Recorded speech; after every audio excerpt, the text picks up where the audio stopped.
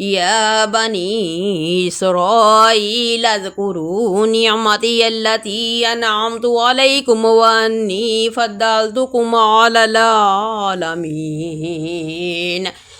واتقوا يوما لا تجزي نفس عن نفس شيئا ولا يقبل منها شفاعة ولا يؤخذ منها عدل ولا هم ينصرون وإذ نجيناكم من آل فرعون يسومونكم سوء العذاب يذبحون أبناءكم ويستحيون نساءكم وفي ذلكم بلاء من ربكم عظيم وإذ فرقنا بكم البحر فأنجيناكم وأغرقنا آل فرعون وأنتم تنظرون وإذ وعدنا موسى 40 ليلة ثم اتخذتم العجل من بعده وأنتم ظالمون ثم عفونا عنكم من بعد ذلك لعلكم تشكرون وإذا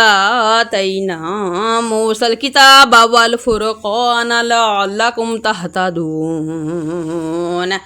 وإذ قال موسى لقومه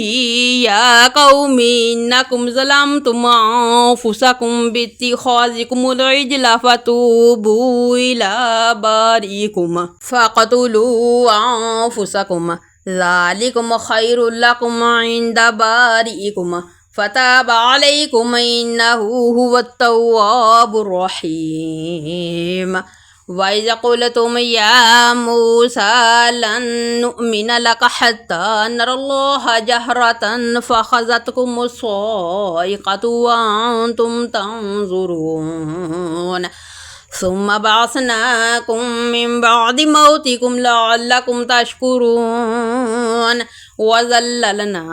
عليكم الغمام وأنزلنا عليكم المن والسلوى كلوا من طيبات ما رزقناكم وما ظلمونا ولكن كانوا أنفسهم يظلمون وإذ قلنا ادخلوا هذه القرية فكلوا منها حيث شئتم رغدا وادخلوا الباب سجدا وقولوا حطوة نغفر لكم خطاياكم وسنزيد المحسنين فبدل الذين ظلموا قولا غير الذي قيل لهم فأنزلنا على الذين ظلموا رجزا من السماء بما كانوا يفسقون وإذ استسقى موسى لقومه فقلنا اضرب بعصاك الحجر فانفجرت منه 12 عينا قد علم كل أناس مشربهم كلوا واشربوا من رزق الله ولا تعثوا في الأرض مفسدين وإذ قلتم يا موسى لن نصبر على طعام واحد فادع لنا ربك يخرج لنا مما تنبت الأرض من بقلها وقثائها وفومها وعدسها وبصلها قال تستبدلون الذي هو أدنى بالذي هو خير اهبطوا مصرا فإن لكم ما سألتم وضربت عليهم الذلة والمسكنة وباءوا بغضب من الله ذلك بأنهم كانوا يكفرون بآيات الله ويقتلون النبيين بغير الحق ذلك بما عصوا وكانوا يعتدون إن الذين آمنوا والذين هادوا والنصارى والصابين من آمن بالله واليوم الآخر وعمل صالحا فلهم أجرهم عند ربهم ولا خوف عليهم ولا هم يحزنون وإذا أخذنا ميثاقكم ورفعنا فوقكم الطور خذوا ما آتيناكم بقوة واذكروا ما فيه لعلكم تتقون ثم توليتم من بعد ذلك فلولا فضل الله عليكم ورحمته لكنتم من الخاسرين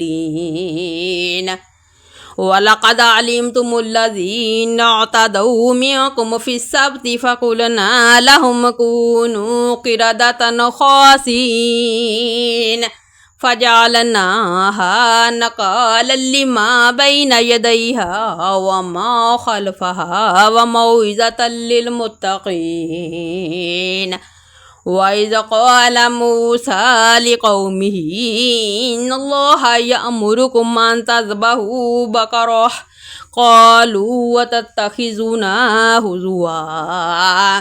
قال أعوذ بالله أن أكون من الجاهلين قالوا ادع لنا ربك يبين لنا ما هي قال إنه يقول إنها بقرة لا فارض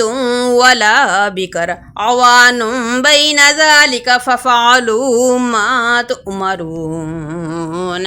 قالوا ادع لنا ربك يبين لنا ما لونها قال إنه يقول إنها بقرة صفراء فاقع لونها تسر الناظرين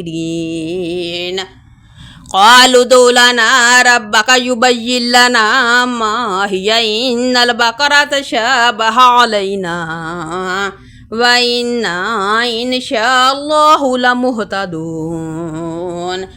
قال إنه يقول إنها بقرة لا ذلول تثير الأرض ولا تسقي الحرث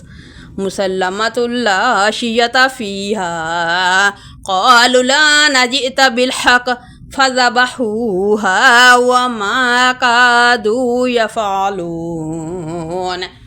وإذا قتلتم نفسا فادارأتم فيها والله مخرج ما كنتم تكتمون فقلنا اضربوه ببعضها كذلك يحيي الله الموتى ويريكم آياته لعلكم تعقلون